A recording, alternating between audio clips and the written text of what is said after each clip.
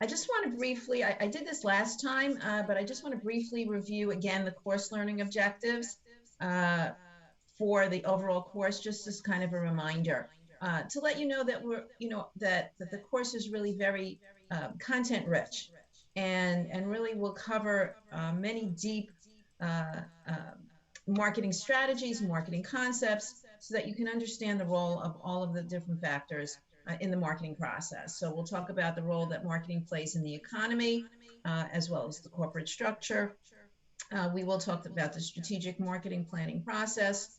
Um, the course will enable you to apply your skills, right? You're going to be, at the end of this course, really have many more marketing tools at your disposal. And it's not just information that you should remember, but how you can apply it. And the course will enable you to do that.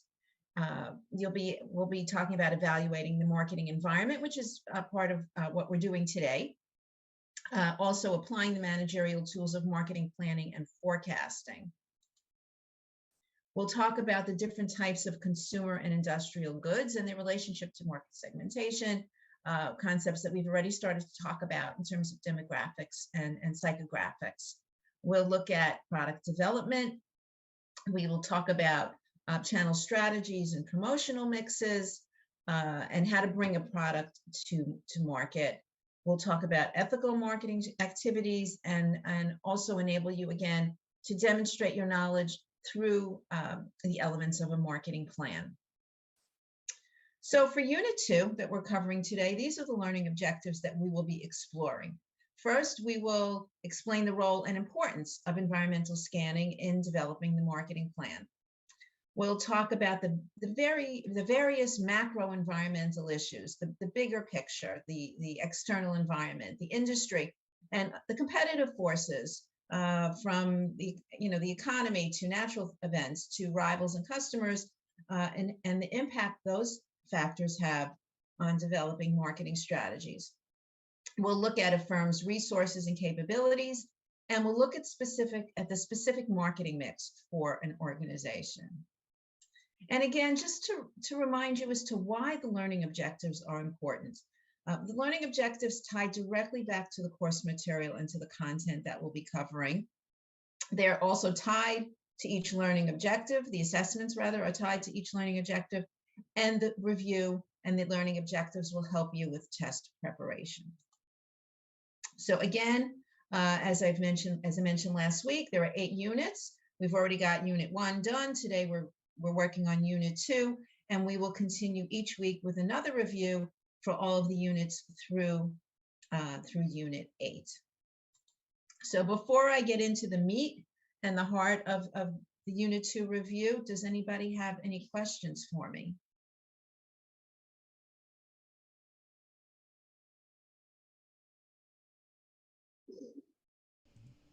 Yes, if anyone has any questions, please do leave them in the chat, or if you're watching later, you can leave them in the comments below. I'm looking right here. I had the wrong tab open. I'm not seeing any questions in the chat right now, but if people have questions, we'll keep going, and feel free to leave them in there, and we'll get to them. Okay, great. Thanks, Mike. Okay, so these are the topics that we will be reviewing, a brief overview of the topics, which is AIDA, environmental scanning, distribution, 5 competitive forces, the marketing mix, PESTLE, trends, VRIO, and resources-based theory. So there's a lot of some really interesting topics that we will be exploring in today's review. So the first learning objective that we'll be covering is to explain the role and importance of environmental scanning in developing the marketing plan. And the factors and the questions that we will be looking at for this are, first, what are the objectives of horizon or environmental scanning? What are some of the challenges associated with evaluating data from an environmental scan? And also wrap this learning objective up with some of the ways to assess trends. So let's begin with environmental scanning. And I've created this little word cloud for you, which really includes many of the factors that are involved in environmental scanning. And environmental scanning, the goal of that is to look at social, cultural, technological, and other situations or events that can help companies identify opportunities and threats. It can help a company determine what their strengths and limitations are, and also help provide an analysis for the decision-making process. Once these factors rather are uncovered and they're analyzed, the organization can then use that information to develop marketing activities and look at the data that they collect and evaluate what's going on currently, but also how it will impact the future and what that future might look like that's different than the current situation. So some of the challenges, excuse me, some of the challenges with environmental scanning are the filters. So when we look at information, very often we can be influenced by past events. We might look at familiar patterns from the past, and these could inhibit us from looking at the information in the data in new ways. So it's important to not have filters that will filter out information that maybe we didn't look at in the past. We should make sure that we don't stick to patterns that existed in the past, so that we could look at the information in new ways. Also, we have very different thinking styles, and so those thinking styles might impact how we view the information that's available to us, and as a result of that, there might be missed opportunities. So it's very important to look at, when we do an environmental scan, to look at everything with a clear thought process and not try to put past behaviors, past thoughts as an imposition on the new data and the new information, and look at it as it is presented to us. So let's talk about how to assess trends. Trends are part of the many events and activities that happen, but they're not isolated by themselves.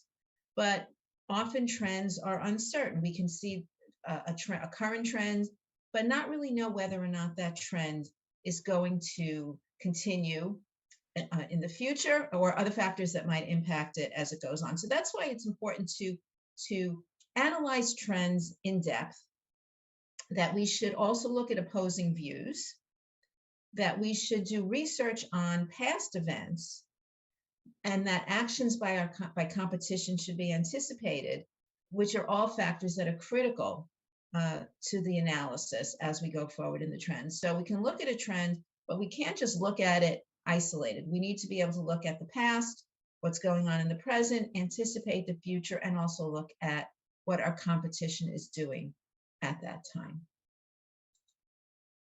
So that covers learning outcome 1. Does anybody have any questions at this point?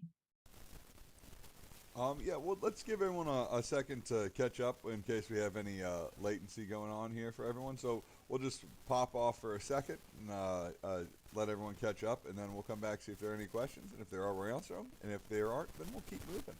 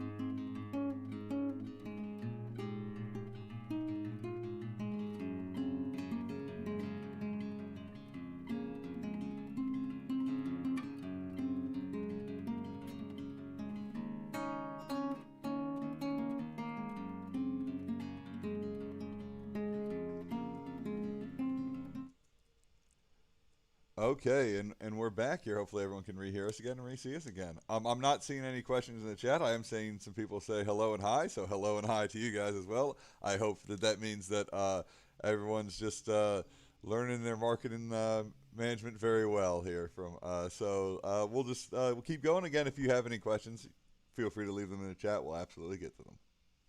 Okay, great. Thanks, Mike. And hello to all of you who've sent your messages. Thank you. So let's move on to learning outcome 2 for unit 2. And we're going to describe the various macro environmental, industry, and competitive forces, both from an economic standpoint as well as natural, and to rivals and customers. The first aspect of this learning outcome is to explore the elements that comprise the pestle analysis. We'll talk about the components of an industry analysis, and then for this learning outcome, we'll round it out with looking at the elements of Porter's 5 competitive forces. So pestle. So marketing is filled with all of these acronyms, and pestle is one that's a great tool for being able to look at the bigger picture and to see what's really going on. So it's PESTEL. Sometimes you might see it as PESTLE, but either way, it still covers the same elements and the same factors. So the first one, and let's look at that, is the P is for political. And this really looks at any regulations, government policies, government stability, infrastructure, and so on that can impact marketing decisions. It can impact a business's decisions within any particular marketplace.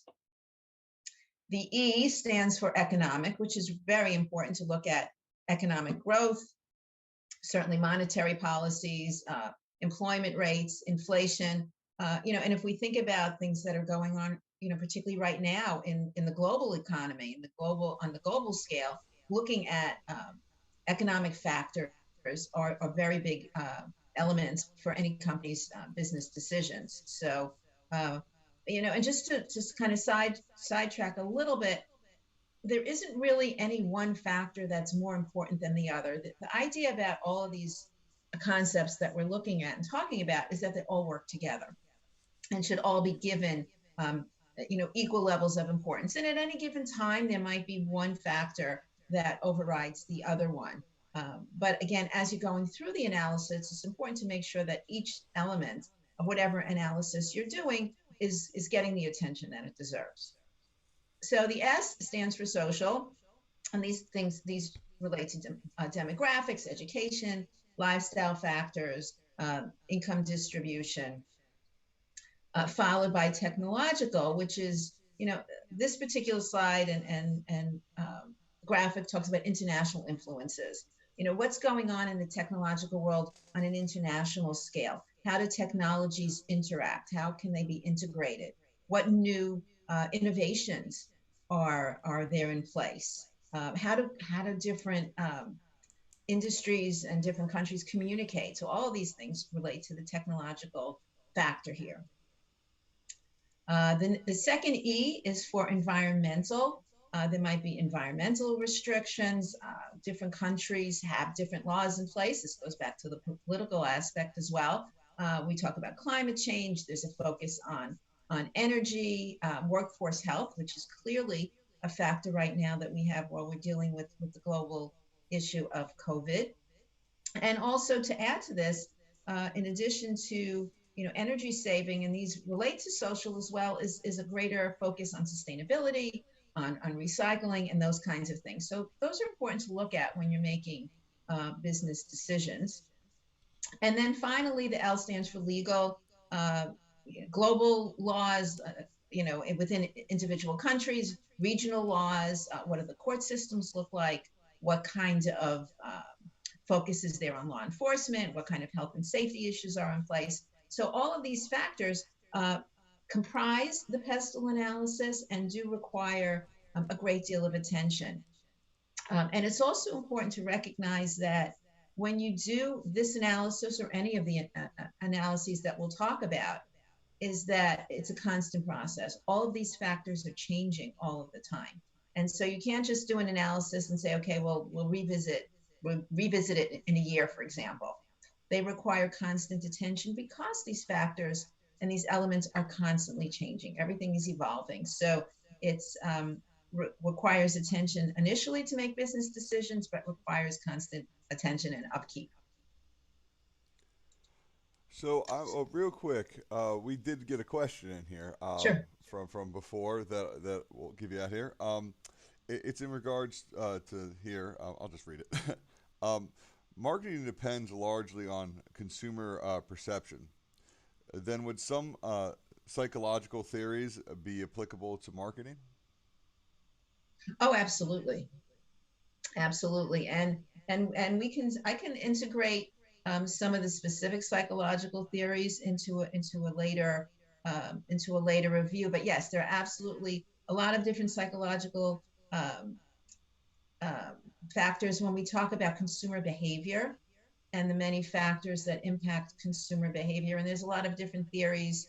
Maslow, of course, is one of the most popular ones, but there are a lot of different influences on how and how we behave and our lifestyles, not only demographics, of course, but the different lifestyles, the attitudes that we have, all of these factors impact um, the way we behave, and therefore are important for companies to understand, um, how those factors impact their marketing decisions. So yes, it's constantly dynamic changing.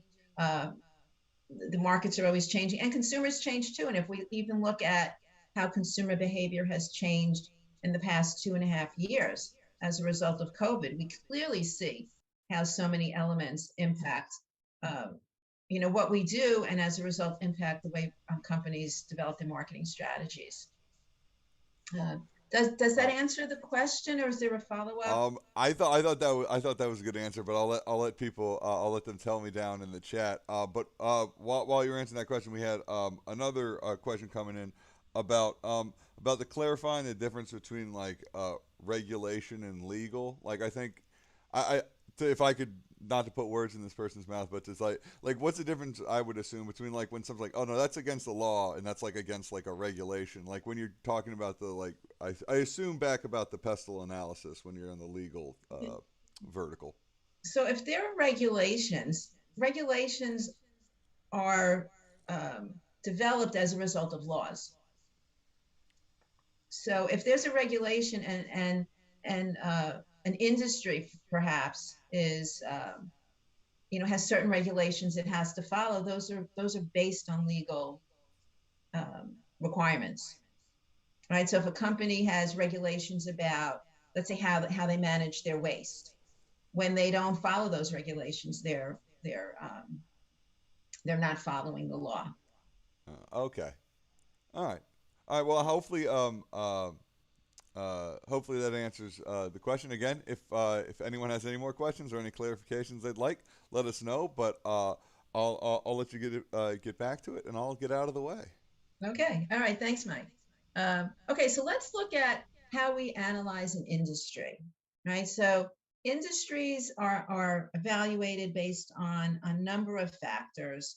Um, we look at, and this also is related to some of Pestle, but if we're looking at an industry, we want to look again at trends. We want to look at the size of the industry. So very often, if let's say if you're looking at entering an industry, you want to be able to see whether or not it's an attractive enough industry to even consider, launching a new business, for example. So you might look at the size of it. Is the industry large enough to accommodate a new player, for example? What does the competition look like? Is there growth in the industry? What are the rules and regulations? Goes back to the question earlier.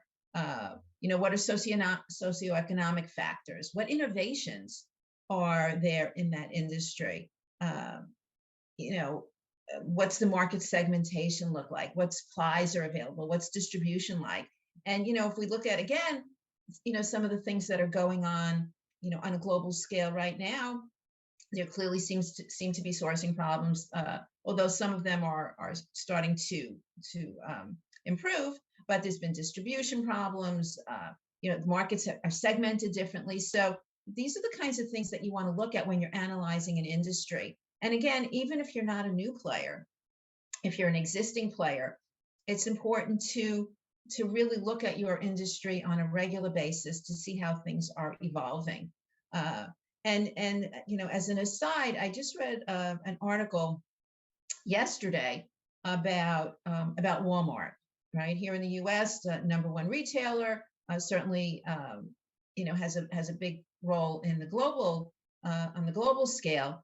But they're finding that because of changes in the economy right now, because prices for so many goods and services have been increasing, that Walmart is finding that people are not spending money on clothes.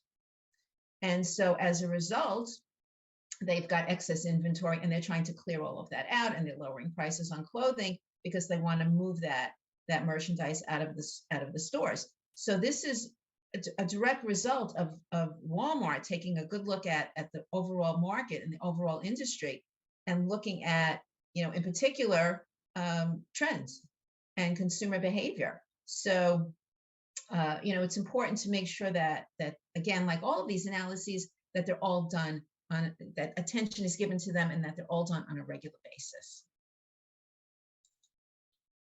So let's move on and let's look at Porter's 5 competitive forces. So 5 competitive forces are what's going on that impacts competition in any marketplace. Competition is really driven by the structure of the industry. And generally, as competition increases, the attractiveness for other players in the marketplace decreases. Competition within an industry also goes beyond the established entities in the marketplace. So let's see. Let me go right now to threats of substitutes. So, for example, it's important to recognize that when we look at competition, that competition cannot just be defined by other companies or organizations that do the same thing.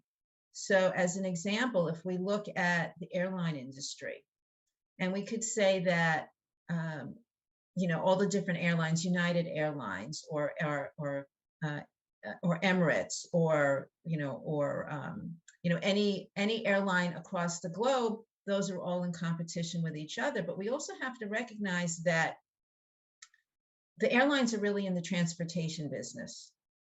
And so their competition is not just other airlines, but other modes of transportation. So within a particular country, there might be different airlines, but you can also travel another way. You can take a train, you can take a bus, you can rent a car, you can drive your own car. So when we look at what's going on as competition, threats of substitutes play a very large role. It's also important to think about the threat of new entrants, and most industries that can exist. We want to look at bargaining power of suppliers, the rivalry for sure among existing competitors, as well as the bargaining power of buyers. So these are the factors that comprise Porter's 5 competitive forces, and should all be considered when evaluating what's going on in a marketplace. Okay, so that covers learning outcome 2, or B. Mike, any questions at this point, or for this section, or from earlier? I am not seeing any questions right now, but we had a few questions before, so why don't we hop away for just a second and let people catch up, because Sure. just in case they did last time. Okay, so we'll be back in a second, everybody.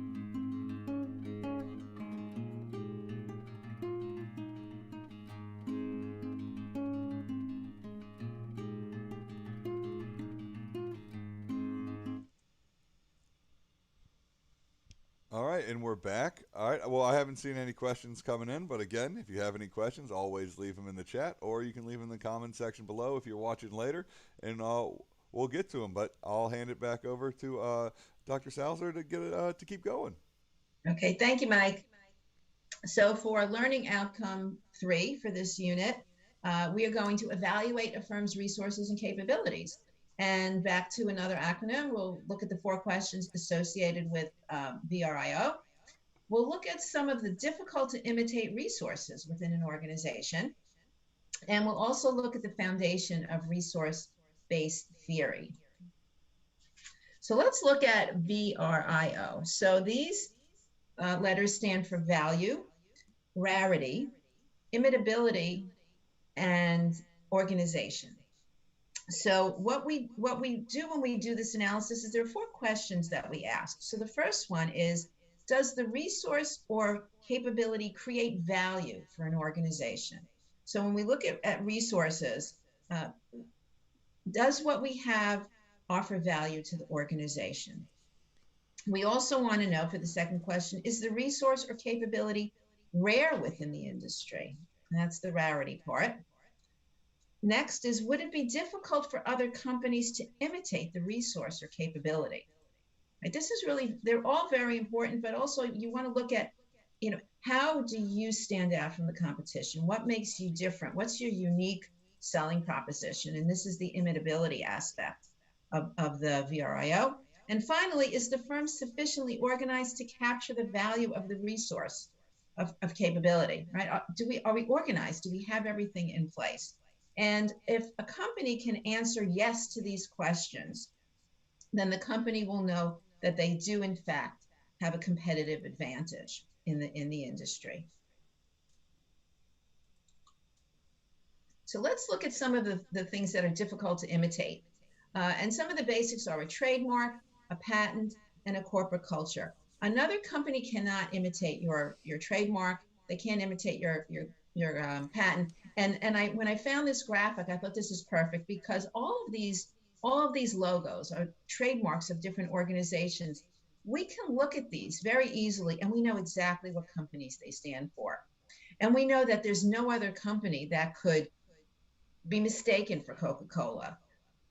The Nike swoosh, which is one of the simplest of logos, we know that this is Nike. We don't have to even have anyone put Nike lettering next to it, right? The golden arches of McDonald's, the Apple, right? We see these things. These cannot be imitated by other organizations. So the patents, the trademarks are unique to an organization.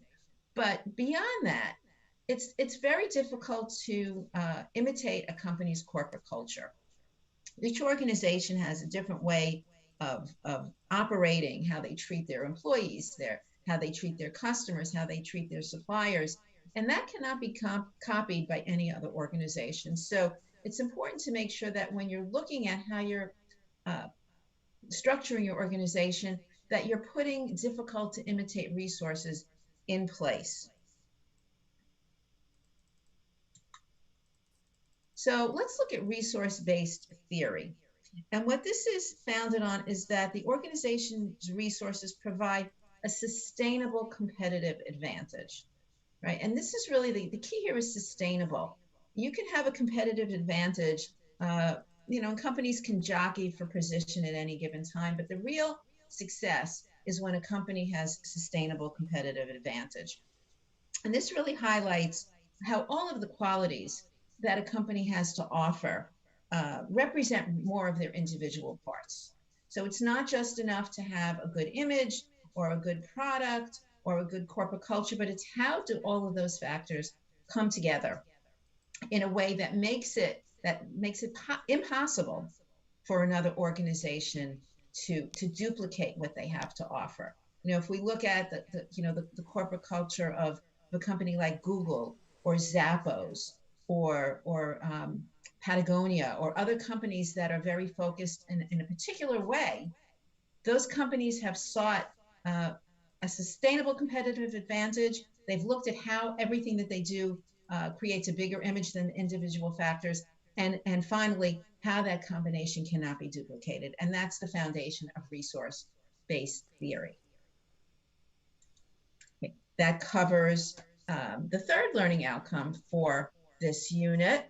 And before I move on to the final learning outcome, which is actually going to be quite extensive, I'd like to give this opportunity for anyone to ask a question if they have. I haven't seen any questions coming in yet, so I figure if the next one's pretty extensive, why don't we move on? If we need to take a break from that to answer a question from before, we can do that. Okay, that's great. And also, if someone does have a question, again, it's good for you to wait until we get to the questions and answer section of the unit. But if you have a question in the middle of something that I'm talking about, please feel free to put those questions in, and I can answer them as they come in if that works for everyone. Absolutely. Okay. All right. So finally, we spent a lot of time talking about the marketing mix, and here we're going to talk about determining the specific marketing mix for a firm. And the first thing we'll talk about, as we have, but we'll cover it in more detail today, the components of the marketing mix. We will talk about how a product is defined and a product's characteristics. We're going to talk about some pricing strategies and some of the introductory pricing strategies companies use, and some of the pricing approaches that are used as well. We'll talk about the role of the promotional strategy and the different elements of a promotional mix.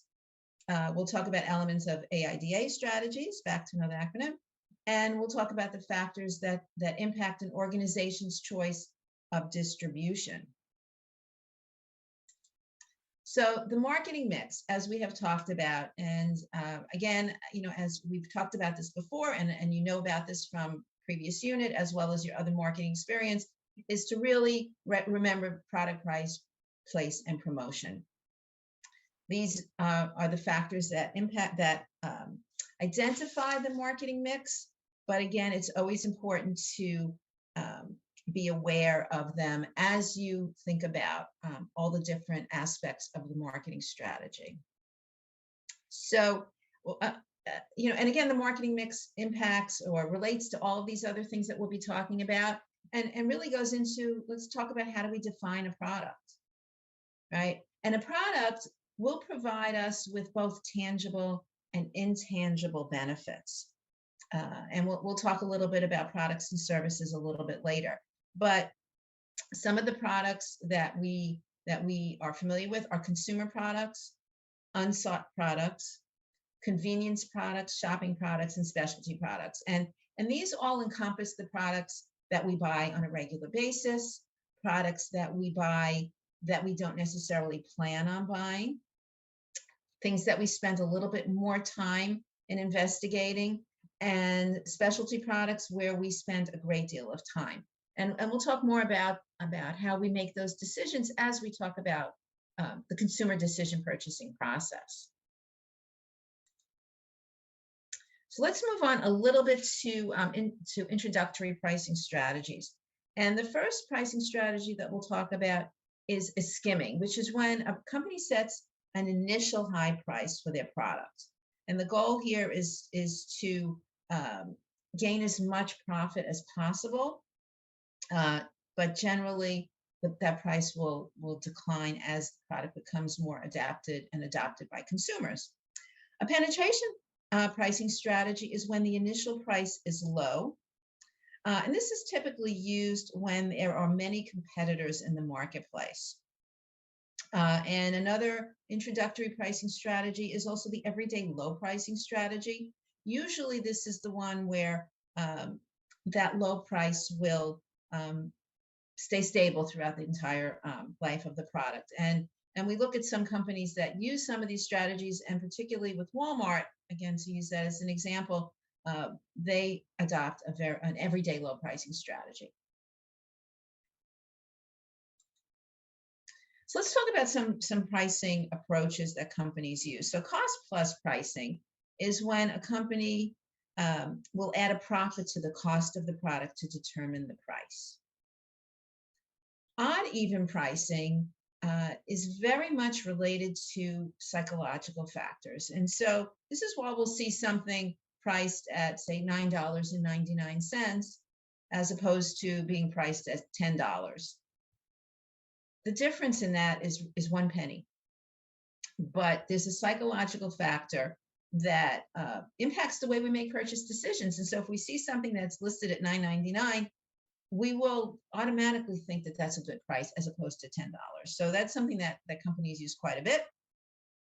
Prestige pricing is associated with brand image and the quality that we associate with something. So it might be definitely a higher priced item, but the prestige pricing also goes along with the image that we have of that particular price, of that particular product. And leader pricing is used to entice people to come into a store by pricing certain items lower to bring customers into the store, kind of anticipating that customers will buy more in the store than they had planned. And that leader pricing is what draws them into the store initially. So what's the purpose of the overall promotional mix? A promotional mix has many purposes. The first one, of course, is to generate awareness. If we aren't aware of a product or service, we're not going to buy that. We're not going to be able to even know to think about buying it.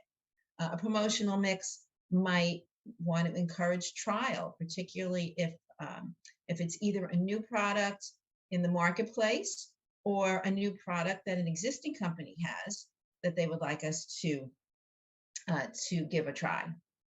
Promotional mix can also inform us about a new product. It can inform us about how something works. It can inform us about the benefits or the features of a new product. It can also inform us about how a particular product or service might have a competitive advantage over another product in the marketplace. The promotional mix can also help with customer retention, remind people that are regular customers to not forget about a particular product. This is why, we often see commercials or ads for products that we see all the time and that we buy all the time. And the idea is to make sure that customers don't forget. So this is a goal for customer retention. Also possibly increase usage of a particular product or service and show us new ways that that product can be used. And then finally, the promotional mix can expand the target market, go beyond the current customers, go beyond the customers that are using a product at a particular time and expand to new segments of the population. So let's look at some of the elements that are used in the promotional mix. And there are many, and excuse me, and have certainly expanded over time. So there's some general advertising, and we want to make sure that we don't confuse marketing with advertising. Advertising is a very specific type of marketing, and we want to make sure that we distinguish this from other aspects of the promotional mix. So advertising could be television commercials, an ad that you see in a newspaper, or a pop-up ad online, or a billboard that you might see outside. Radio, for sure, will fit into advertising. Sales promotions are things like coupons, buy one, get one free. This is on sale this particular week. An effort to encourage immediate sales. Personal selling. Personal selling is much more related to one-on-one. So you might find this in terms of retail. You would find personal selling playing a big role if we're buying something expensive, like a car or a computer, any kind of technology. Personal selling is going to be, that one-on-one connection that a salesperson has with the customer. Publicity, to distinguish that from public relations, is publicity is any kind of awareness that a company might get from something that's going on within the organization. And very often publicity, while it's an aspect of the promotional mix, a company doesn't always have control over publicity. So if your company does something and a news source picks that up, you'll get the publicity, but you don't have any control over it, which is to distinguish it from public relations. Public relations is messaging that a company will share with the public that they have control over. They have control over the message. They have control over how it will be distributed. And very often a company will use public relations to talk about new initiatives, perhaps um, social responsibility activities, maybe new efforts at sustainability, or even just talking about expansion of the company and what's going on. But they do have control. Direct marketing, the emails that we might get, the mailers that we get that are still popular and still come to our mailboxes on a regular basis, come directly to us. They're targeted. And while they have traditionally had a low response rate, they still play a role in sales. So even if a direct marketing campaign only garners 1 or 2%, that still factors into the overall success of the company. Word of mouth.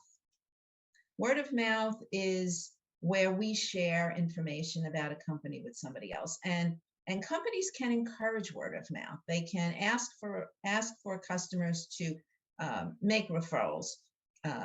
And word of mouth, it's coming directly from the customers who are using a particular product or service, and so it tends to have more credibility, and we tend to trust more of that from as it relates to a product, sometimes even more than advertising that we see.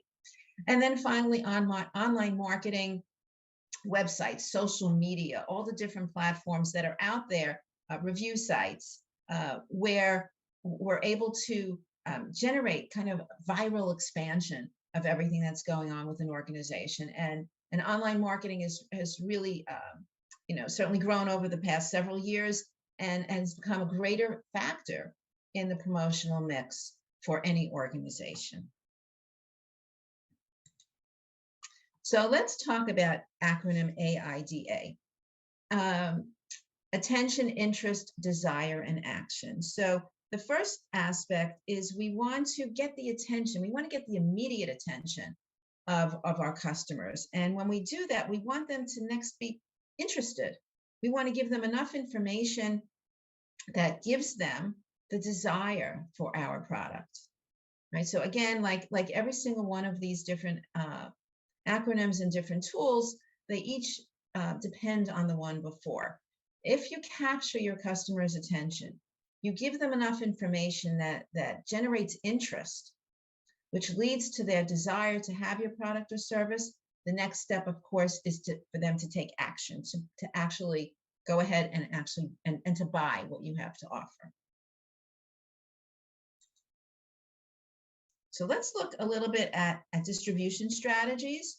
And the first one we'll talk about is an intensive distribution strategy. And this is generally used for convenience products. Goes back to some of the products that we talked, the product categories that we talked about earlier, where consumers will make the purchase without really spending too much time on that purchase decision. A selective distribution strategy is used for items that are purchased at specific locations, such as electronics or jewelry. And the exclusive distribution strategy applies to items that are sold at a few locations, but strategically placed so that will increase demand.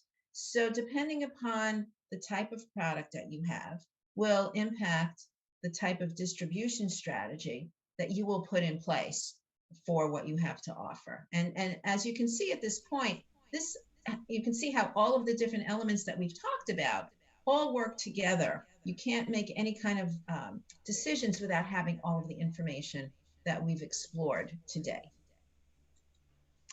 And at this point, that concludes all of the learning outcomes for this unit. I'd like to open up the floor to any questions that anyone might have.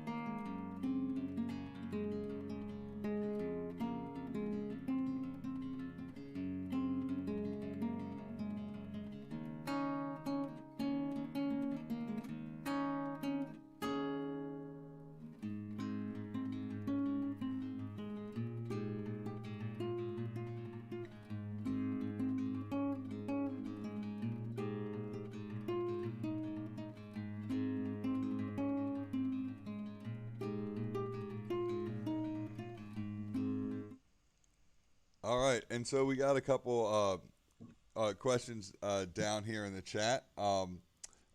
You've seen them a little bit, but I'll tell people who might not be listening. The first question we have is about the uniqueness of employee skills and with globalization, the need for maybe needing to standardize those practices.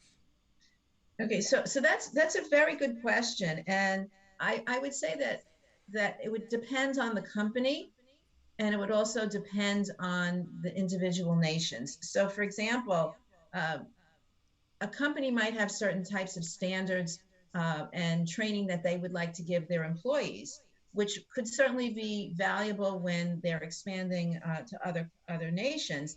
However, the countries in which those companies might be expanding might have different cultural factors and different lifestyle factors that would make a standard training program maybe not as effective. So while there should be certain standards, for example, if a company, earlier I talked about corporate culture, and if there's a corporate culture of customer first, for example, you would want to uh, ensure that that your employees on a global scale recognize that the company had a customer focused um, you know approach. However, some of the other ways of working with customers might vary from country to country because of the different cultures and the different ways that different nations um, operate and function socially, politically, legally as well. So yes, there should be some standards, but I don't think that a cookie cutter approach would work because there are so many variations across the globe in the way countries exist, culturally as well as other factors. So I hope that answers the question there. Awesome. And then we had another question about getting maybe another example of what of the components of a distribution strategy. Okay, so that's a good question as well.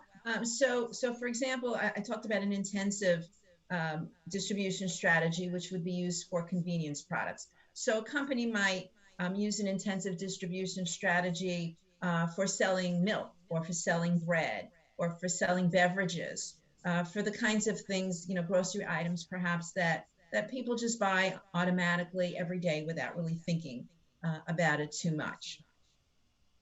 A selective strategy, a selective distribution strategy, is more for things that you might purchase at a specific location. So, for example, uh, maybe technological items. If you're going to buy a new computer, or if you're going to buy jewelry, perhaps, or you're going to buy furniture, these are things that people will buy on a semi-regular basis, but the distribution would not be as widespread because people are not buying those things as often. And then finally, the exclusive distribution strategy is really for things that are sold with things like that you wouldn't be buying that often. So maybe a car, or services to buy a new home. So things that we're buying that are larger, that have greater risk, and that we don't buy as frequently. So that would be an exclusive distribution strategy. So I hope that answers that question. Well, I mean, it doesn't make any sense to me because I'm always buying cars, so I don't. Uh, but I think that was good. Again, if anyone has any more questions, feel free to leave them in the chat, and I'll just start doing a little wrap up here for us. Again, thank you, Dr. Salzer, for taking us through this again. Thank you, everyone, for joining us. Thank you for asking your questions in chats and saying hello. You can join us this same time next week for our review of Unit 3. And I'm looking down. I'm not seeing any other questions, but if you have them, again, and if you're watching this later, you can leave them in a comment below. And I guess with that, if we don't have anything else, I will just say thanks again, everybody. Thank you, everyone. Bye.